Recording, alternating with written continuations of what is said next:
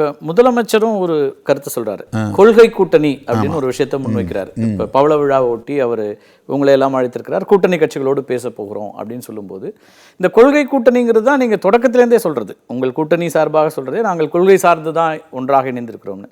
ஆனால் அதை அழுத்தமாக இப்போ சொல்ல வேண்டிய ஒரு தேவை வந்திருக்கிறதா? அது அவருடைய கட்சியினருக்காக சொல்லியிருக்காரா, கூட்டணி கட்சிக்கும் சேர்த்து ஒரு கருத்தாக முன்வைக்கப்படுதாங்கிறதெல்லாம் விமர்சகர்கள் முன்வைக்கப்படுதா ஒரு கருத்தாக இருக்குது. நீங்கள் அதை எப்படி பார்க்குறீங்க இன்றைய சூழலில்? அப்படி ஒரு கருத்து 2009 காங்கிரஸ் எங்கள் கட்சிக்கு கடுமையான நெருக்கடி கொடுத்தாங்க.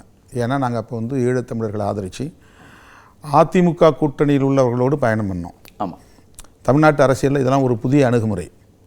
ஒரு கூட்டணியில் இருக்கிறவங்க இன்னொரு கூட்டணியோட சேர மாட்டாங்க, பார்க்க மாட்டாங்க, சிரிக்க மாட்டாங்க, ஃபோட்டோ எடுத்துக்க மாட்டாங்க, பொது நிகழ்ச்சியில் கலந்துட்டால் கூட பயந்து ஒதுங்குவாங்க.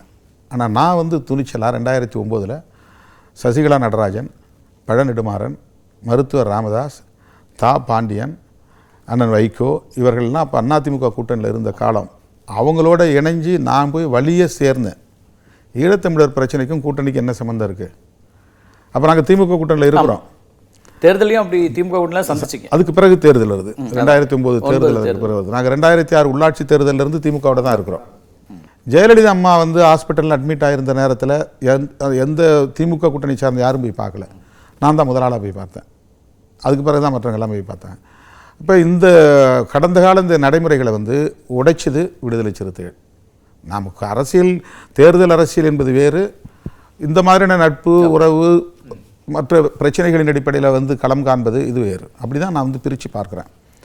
அந்த அடிப்படையில் தான் தலித்துகளுக்கு எதிரான பல கொடுமைகளை கண்டித்து என்னுடைய தலைமையிலே நிறைய போராட்டங்களை இந்த 3 ஆண்டுகள் நாங்கள் நடத்தியிருக்கிறோம். கூட்டணியில் இருந்தாலும் மக்களுடைய கோரிக்கைகளுக்காக நாங்கள் போராடி இருக்கிறோம். அதன் பிறகு வந்து இந்த சாராய பிரச்சனை 2 நாள் உள்ளே போய் மக்களோடு இருந்தேன். அவ்வளோ பேரையும் பார்த்தா அந்த மக்கள் வந்து கதறி அழுதுகிட்டே சொன்ன கோரிக்கை சாராய கடைகளை மூடுங்க, மது கடைகளை மூடுங்கிறது தான். அதனால் 2 நாள் இடைவெளியில் நான் ஜூன் 24 சென்னையில் ஆர்ப்பாட்டம் பண்ணோம். ஜூன் 19 அந்த சம்பவம் நடந்தது. அந்த ஆர்ப்பாட்டத்தில் வந்து தன்னியல்பாக நான் அறிவித்தேன். இது யாரும் கலந்து நாங்கள் பேசி முடிவெடுத்து செய்யலை. நான் சொன்னேன், இதை வந்து அப்படியே விட்டுறக்கூடாது, அடுத்து நம்ம வந்து ஒரு மாநாடு நடத்தணும் அப்படின்னு சொல்லி எக்ஸ்டம்போராக நான் பேசும்போது ஃப்ளோவில் சொன்னது. நம்ம செப்டம்பர் 17 பெரியார் பிறந்த நாளில் மது ஒழிப்பு மகளிர் மாநாடு. இப்போ ஏன் பேசுகிறாரு அப்படின்றாங்க. நான் 2015 மது ஒழிப்பு மகளிர் மாநாட்டை நடத்தியிருக்கிறோம். ஆமாம், வாய்ப்பு கிடைக்கிற எல்லா களங்களிலும் இந்த மதுவுக்கு எதிரான நான் வந்து பிரச்சாரத்தை மேற்கொண்டிருக்கிறேன், பேசியிருக்கிறேன். இப்போ வந்து இந்த 69 பேர் இறந்துருக்காங்க. எக்கியார் குப்பத்தில் வந்து மரக்காணத்தில் 22 பேர்.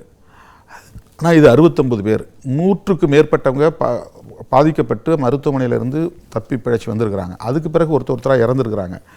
இந்த சந்தர்ப்பத்தில் மக்களுடைய உணர்வுகளை மதித்து அவருடைய கோரிக்கையின் அடிப்படையில் தான் இந்த மாநாட்டை அறிவித்தோம். இந்த மாநாட்டை வேறு எந்த உள்நோக்கத்தையும் கொண்டு நம்ம செய்யலை. அதிகம் எதிர்பார்க்கப்படக்கூடியவராக இந்த நிமிடத்தில் நீங்கள் தான் இருக்கீங்க. எப்போதுமே தொல் திருமாவளவன் வெளிப்படையாக பேசுவார், நிறைய பேசுவார். அவருடைய பேச்சுக்கு தான் அவருடைய பேச்சு என்பது அவருடைய அரசியலில் மிக முக்கியமானதாக இருக்கும். இப்போ தொடர்ச்சியாக வெளியிலேருந்து ஒரு விமர்சனம் வைக்கிறாங்க, அவர் மௌனமாக இருக்கிறார் அப்படின்னு சொல்லிட்டு. பொதுவாக இப்போ போகக்கூடிய சிக்கல்களில் நீங்கள் ஒரு மது ஒழிப்பு மாநாடுன்னு முன்னெடுத்திருக்கீங்க. அதை ஒட்டி வரக்கூடியதில் அரசியல் ரீதியாக திமுகவோட உங்களுக்கு முரண்கள் இருக்குதா? ஆதவ் அர்ஜுனா வைக்கக்கூடிய கருத்துக்கள் அப்படிங்கிறது வந்து அந்த முரணை அதிகரித்திருக்கிறதா? அதில் திருமாவளவன் ஏன் மௌனம் காக்கிறாங்கிற கேள்வி வைக்கிறாங்க. மௌனம் காக்கிறாரா? இல்லை, நிதானமாக செயல்படுகிறோம் அப்படின்னு என்ன சொல்லலாம். மௌனம்லாம் இல்லை, சொல்ல வேண்டிய நேரத்தில் சொல்ல வேண்டிய கருத்தை சொல்லி கொண்டிருக்கிறோம். எல்லோரும் எதிர்பார்க்கிற வேகத்தை நம்மால் இதில் காட்ட முடியவில்லை. ஏனென்றால் கட்சி நலன், கூட்டணி நலன் மிக முக்கியமானது. பேசாமல் இருந்தால் முரண்கள் வராது, செயல்படாமல் இருந்தால் முரண்கள் வராது. உரிமைகள், கோரிக்கைகள் எழுப்பப்படாமல் இருந்தால் முரண்கள் வராது.